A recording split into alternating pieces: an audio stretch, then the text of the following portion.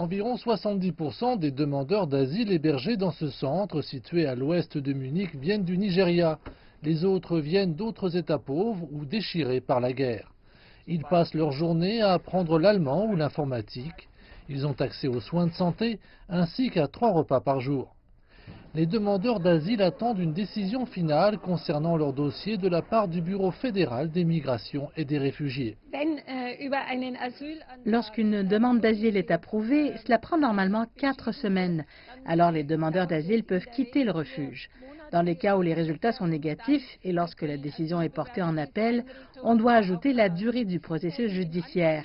Cela a parfois pour conséquence de les faire rester dans le centre d'accueil pendant plus d'1 an. Le temps moyen en ce moment est de 8 mois. Lorsqu'un demandeur demande l'asile à l'Office fédéral, il doit rester un certain temps dans l'établissement d'accueil en fonction de son pays d'origine.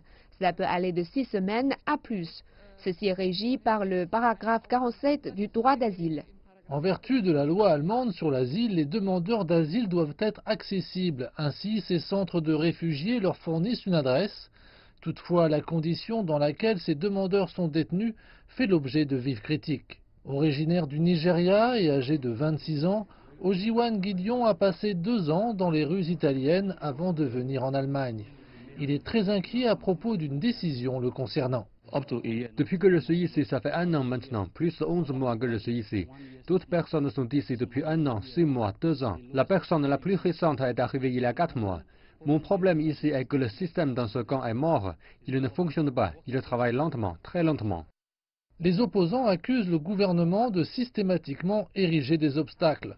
Des plaintes ont également été formulées concernant des salles surpeuplées, un accès restreint à la nourriture et une réglementation rigoureuse. Une fois par semaine, une ONG locale fournit un infobus à l'extérieur des centres où les demandeurs d'asile peuvent poser des questions juridiques sur leur cas. À notre avis, ils ne veulent pas que les réfugiés aient facilement accès à une consultation. Elles essaient systématiquement de détruire les personnes qui sont à l'intérieur afin qu'elles repartent ou même qu'elles n'y viennent pas. Selon le ministère allemand de l'Intérieur, les délais de traitement des demandes d'asile s'améliorent et prennent en moyenne 6 mois. Pourtant, les opposants disent que cette durée ne se vérifie que pour des cas exceptionnels. L'approche libérale de l'Allemagne face à la crise des réfugiés de 2015 a presque coûté à la chancelière Angela Merkel sa carrière politique. Son successeur à la tête de la CDU, le parti au pouvoir, Annegret Kramp-Karrenbauer, ne veut pas commettre les mêmes erreurs.